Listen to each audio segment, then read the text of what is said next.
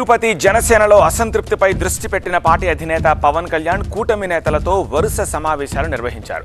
ముందుగా టీడీపీ నేతలతోటి సమావేశమైన పవన్ ఆ పార్టీలో అసమ్మతి నేతల అభిప్రాయాలను తెలుసుకున్నారు.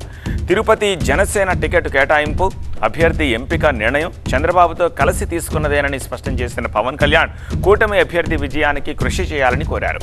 తిరుపతి టీడీపీ ఇన్ఛార్జి సుగుణమ్మతో ప్రత్యేకంగా భేటీ అయ్యారు పవన్. అనంతరం జనసేనతో నేతలతో మాట్లాడారు.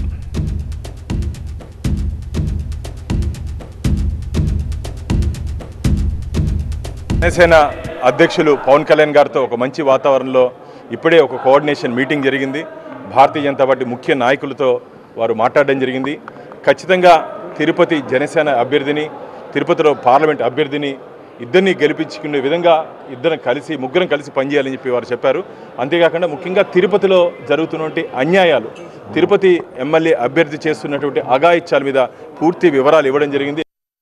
అందరినీ సమన్వయపరిచి ఒక తాటిలో నడిపించాలని, అలాగే తెలుగుదేశం బీజేపీ వాళ్ళందరితో కలిసి ఇక్కడ ఉన్న అభ్యర్థిని గెలిపించాలని వాళ్ళందరినీ రిక్వెస్ట్ చేసి వాళ్ళందరినీ ఒక తాటి మీద తీసుకొచ్చి ఆ కార్యక్రమం చేశారు. తిరుపతి జనసేన ఇన్ఛార్జ్ కిరణ్ రాయల్తో భేటీ అయిన పవన్ కళ్యాణ్ తిరుపతి అభ్యర్థి ఆరణి శ్రీనివాసులు విజయానికి పనిచేయాలని ఆదేశించారు. భవిష్యత్తుకు తాను భరోసా ఇస్తానని కిరణ్కు స్పష్టం చేశారు. గత 5 ఏళ్లుగా పార్టీ కోసం పడ్డ కష్టం తనకు తెలుసన్న పవన్ కళ్యాణ్ కిరణ్ రాయలకు ప్రాధాన్యత ఇస్తామని చెప్పారు. 45 నిమిషాల పాటు పవన్ కళ్యాణ్ గారితో చర్చించాను. తిరుపతిలో జరుగుతున్న పరిస్థితులు, అలాగే ఆరణి శ్రీనివాసులు అభ్యర్థం పైన మనం ఎలా గెలిపించాలని సార్ చెప్పారు.